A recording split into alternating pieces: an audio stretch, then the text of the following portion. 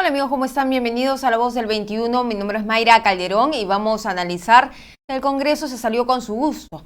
No se va a dar elecciones, el adelanto de elecciones en el 2023, sino que estas se tendrían que dar para el siguiente año. ¿Por qué? Porque eh, ha habido una especie de confluencia entre los partidos, los líderes, que han llegado a esta especie de acuerdo. Entonces, ¿qué es lo que queda ahora? Según el Congreso, va a empezar a discutir una serie de reformas. Pero estamos conectados con Walter Albán, exministro del Interior, pero además él ha sido exdefensor del pueblo, también ha sido presidente de Proética y le damos la bienvenida. Muchas gracias, Mayra, por la invitación. ¿Qué opina sobre esta especie de confluencia entre los líderes de los partidos políticos que finalmente se pusieron de acuerdo y han dicho que no va a haber adelanto de elecciones al 2023? El Congreso se sale con su gusto. Bueno, todo el panorama es bastante confuso, ¿no? Y pareciera que ya esto lo manejan con absoluta irresponsabilidad y diría que en este juego también entra el Poder Ejecutivo. Como ya varios lo hemos señalado, la manera más, digamos, inmediata y clara de zanjar con esta discusión sería la renuncia de la señora Boluarte, que además ha acumulado una serie de razones por las cuales yo diría que es lo más aconsejable en primer lugar por el país, pero luego por ella misma, que es prácticamente una rehén y se encuentra en un callejón sin salida, con absoluta pérdida de credibilidad y con una gran mayoría de la población que se viene manifestando cada vez en mayor medida a favor de su renuncia. Si ella lo hiciera, ya no hay necesidad de una decisión en el Congreso. Tendríamos inmediatamente que se tendría que convocar a elecciones generales, según se entiende ya en esta situación. De manera que ella tiene la carta para poder salir de ese atolladero. Mientras tanto, el Congreso sigue especulando, ¿no es verdad? Y por el momento vamos a ver qué pasa hoy, porque al haberse producido esta solicitud del suficiente número de bancadas que podrían recoger por lo menos los 66 votos para que pudiera aprobarse una reforma constitucional que después tendría que seguir con un referéndum, ¿no? Esto podría abrir la posibilidad de que se convoquen elecciones. Yo no descartaría todavía el 2023, pero claro, han jugado de tal manera, se han comportado de una forma en la cual nadie puede confiar en que este resultado se va a producir. Tendremos que esperar a ver qué pasa en las próximas horas. Y sobre esto, doctor Albán, el Congreso de la República viene barajando una serie de reformas, porque no han querido, no se ponen de acuerdo para el adelanto de elecciones de 2023, dejan pasar varios proyectos y mandan para la siguiente legislatura el proyecto que envió el Ejecutivo, pero sin embargo sí se pueden poner de acuerdo en reformas para estas elecciones. Y una de ellas, y quizás sea la más importante, es este proyecto de ley que se ha presentado por parte de Renovación Popular, por parte de Ley Camones, también la señora, la congresista Almuruz, donde se señala que todo sentenciado por terrorismo, narcotráfico y otros delitos graves no puedan postular. ¿Qué opina usted? Bueno, ya sabemos que han utilizado como pretexto el asunto de la reforma constitucional, de las reformas políticas, para que la situación pueda, digamos, presentarse mejor en un próximo proceso, pero esto ha sido, repito, un pretexto porque ha sido como la condición previa para convocar a elecciones. Han tenido todo el tiempo necesario para hacer estas reformas y lo que ha quedado demostrado es que en los puntos que realmente importan, nunca tienen los votos suficientes. Y cuando se ha tratado ahora último de ver dónde podría haber los consensos, los han centrado más bien en la reelección o en la bicameralidad para poder permitir la reelección. Es decir, realmente todo lo manejan en función de su propio interés. Yo quiero recordar que ya el año 2020 se aprobó una reforma constitucional. ¿Qué dice esta reforma constitucional? que ningún condenado en primera instancia por delito doloso puede volver a postular a un cargo de elección popular. Eso ya lo dice la Constitución. Lo que ha generado complicaciones es que últimamente este Tribunal Constitucional, que ya nos está sorprendiendo con decisiones bastante criticables, ¿no es cierto? O sea, con posiciones que no se sustentan en la Constitución y que nos hace temer, pues, que esto era lo que se veía venir de la manera en que fueron elegidos en el Congreso de la República, por lo menos buena parte de ellos o la mayoría de ellos. Este Tribunal Constitucional ha señalado de que la rehabilitación sí cierra la posibilidad de que la norma pueda ser aplicada a quienes cumplieron su condena. Y por tanto, si quieren modificar algo, yo diría que lo pueden hacer más adelante, no lo supediten a la convocatoria de elecciones generales, que es una cuestión que el país requiere de inmediato, y podrían luego, más bien, hacer esta modificación para que únicamente se establezca que en los casos de determinados delitos, los más graves, por supuesto, no cabría que la rehabilitación permita que esta gente pueda postular nuevamente. A mi juicio, si no hubiera habido la decisión del Tribunal Constitucional a la que acabo de hacer referencia, nadie que hubiera sido condenado por delito doloso podría estar postulando. Eso nos tendría ya fuera de carrera a los Curi, a los Cerrón, a los Antauro Humala, ¿no es cierto? Pero bueno, sí hay que precisar que ameritaría de todas maneras después de esta decisión del tribunal una precisión, que más bien se discuta con calma qué delitos deben ser considerados allí y establecer de que esto rige incluso para quienes pudieran haber sido rehabilitados. Rehabilitados para que puedan volver a la vida regular, sí, pero no para que pretendan regresar a la vida pública y sobre todo en cargos de tanta importancia.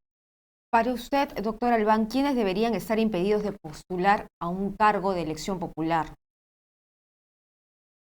Dicho rápidamente, yo diría que en realidad todos los que están condenados, esto ya lo establece la Constitución, repito, pero los que hubieran cumplido su condena y por tanto se consideran rehabilitados, pues estos tampoco podrían regresar si se trata de delitos muy graves. Yo consideraría en esos delitos terrorismo, narcotráfico, lavado de activos, corrupción, entre los delitos más graves de corrupción, violencia familiar. Creo que allí estarían comprendidos, digamos, las formas más graves, ¿no? Podríamos pensar en alguno más, por ejemplo, secuestro o asesinatos, ¿no?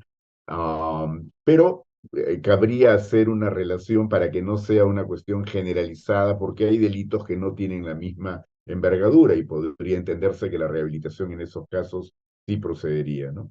Claro, porque lo que la crítica era por qué no se incluye también asesinato. Eso era una de las críticas en en estas propuestas.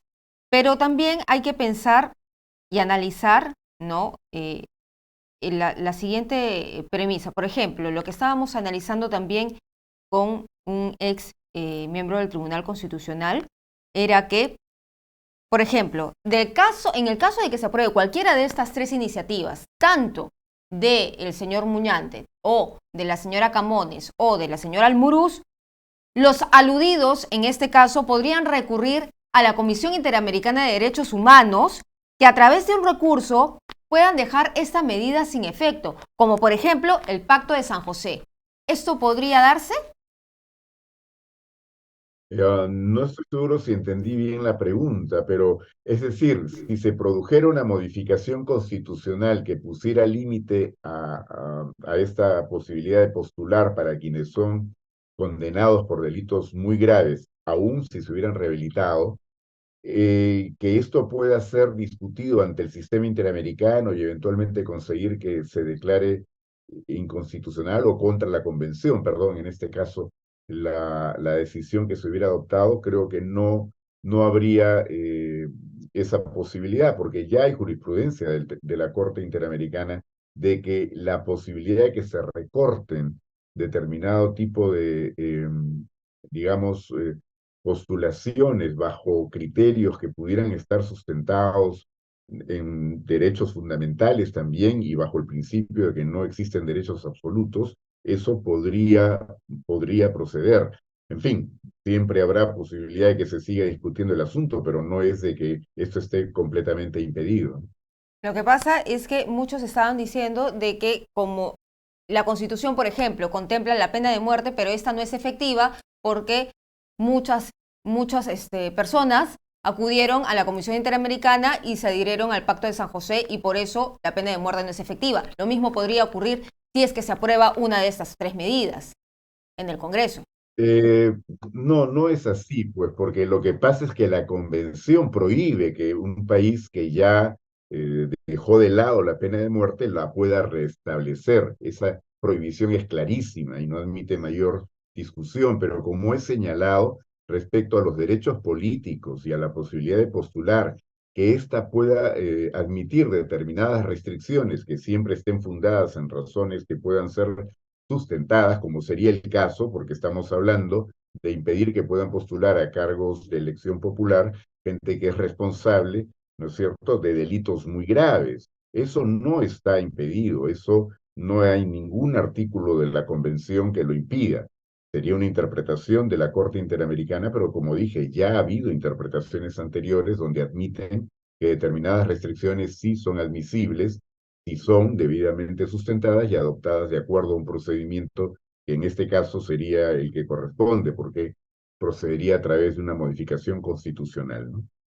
Muy bien, vamos a ver entonces cuáles de estas tres propuestas que están en el Congreso se aprueban, a qué consenso llegan, pero en esos momentos han aprobado la denuncia constitucional contra el expresidente Pedro Castillo por organización criminal y otros delitos. 59 a favor, 23 en contra y 3 abstenciones. ¿Qué opina usted sobre esta aprobación? ¿Llega un poco tarde o todavía estamos a tiempo? Ciertamente no encuentro razones de por qué se ha demorado tanto el Congreso en revisar esto, pero ya estamos acostumbrados a que los manejos que hay en la comisión, primero tanto la subcomisión, la comisión permanente después, porque acá se trata de levantar la protección del antejuicio, han producido pues que en algunos casos no solo se dilaten, sino que se archiven procedimientos y se impida que el sistema judicial pueda procesar a quienes han sido responsables de delitos muy graves, pero que por razón del cargo que ocuparon tienen o gozan de esta protección del antejuicio hasta 5 años después de haber dejado el cargo. Bueno, lo que ha ocurrido ahora con el presidente Castillo creo que no puede sorprender a nadie y evidentemente los delitos que tienen que ver todos con corrupción han sido materia de una difusión muy amplia que indica que hay indicios muy claros de que se habrían producido y ya toca que el sistema judicial entre más bien a una investigación a fondo y a precisar exactamente qué delitos en qué condición y con quiénes, ¿no? Quiénes formaron parte de esta organización. Por fin, bueno, nos saldremos de esta discusión dentro del Congreso y ya que se ocupen de lo que ahora es más importante, que es, como dije antes, que se convoquen elecciones, ojalá que permitan que esto ocurra para el año 2023. ¿No? Ojalá, como usted dice, pero sigamos con la pregunta anterior. Una vez que ya el Congreso ha votado de esta manera a favor de que se siga investigando al presidente, al expresidente Pedro Castillo, ¿qué sigue ahora? La Fiscalía tiene todo el derecho de pasar de nivel de investigación, es decir, de una preliminar a preparatoria. Recordemos que habían varias que estaban todavía en cola por Claro, verse. lo que pasa es que la protección del antejuicio es solamente para que el Congreso evalúe si la actuación de la Fiscalía, en este caso, ha sido una actuación que podría ser antojadiza, con móviles políticos, o si hay una base fundada para que se lleve adelante un proceso judicial. Eso es todo lo que tiene que hacer el Congreso. Y es obvio que en el caso del expresidente Castillo hay suficiente material como para decir que ahí procede el proceso, ¿no? Tanto de investigación como enjuiciamiento posterior, de todas maneras. Entonces no había mucho que discutir, tenían que levantar eso. Pero en una mala práctica que ha tenido no solo este Congreso, sino anteriores, ¿no? Ellos creen que el antejuicio es una posibilidad que les permite decidir si se lleva o no adelante el procedimiento en función de su propio criterio, o sea, de lo que los congresistas deciden. Por eso ha sido, por ejemplo, que cuando el Ministerio Público pidió que se pudiera procesar a quienes estuvieron comprometidos en el golpe del presidente Merino, del breve presidente Merino y quienes lo acompañaron allí, esto estuvo varios meses en la comisión o la subcomisión de acusaciones constitucionales y finalmente la comisión decidió archivar. No se pudo llevar adelante, no obstante que habían indicios claros que por lo menos permitían decir que la investigación debiera llevarse adelante. Hay otros casos todavía más graves que han tenido lugar en el pasado de gente que claramente había cometido delitos y que sin embargo el Congreso cerró la posibilidad de que el sistema judicial pudiera actuar. De manera pues que ahí estamos ante una situación que en algún momento tendrá que ser revisada también, pero ya repito, en el caso del señor Castillo, del expresidente Castillo, no cabía duda que lo que el Congreso tenía que hacer era dar la autorización para que proceda el sistema judicial, que como sabemos ya había avanzado en buena medida, por lo menos en lo que toca a la actuación del Ministerio Público. Yo esperaría que estos procesos no tengan que demorar pues una gran cantidad de años, sino que más bien se puedan ventilar relativamente pronto y que pueda haber acusación para que haya un enjuiciamiento y no se prolonguen indeterminadamente como ha ocurrido también con otros procesos en el sistema judicial, ¿no? Muy bien, yo le agradezco, doctor Albán, por estar con nosotros aquí en Perú 21 TV analizando estos temas, tanto el adelanto de las elecciones. Ojalá que vuelva el debate en el Pleno, aunque hay pocas esperanzas de que el Congreso tenga esta voluntad. Muchísimas gracias. Yo tengo también la idea de que el Congreso no quiere, en su mayoría por lo menos, ir a este adelanto de elecciones, pero por eso repito, lo que de ocurrir ello, si no se llega a una decisión ya hoy, que viene a ser la última oportunidad, yo creo que es moralmente inaceptable que la señora Boluarte no presente su renuncia de inmediato. Muy bien, muchísimas gracias, doctor Albán. Muchas gracias también.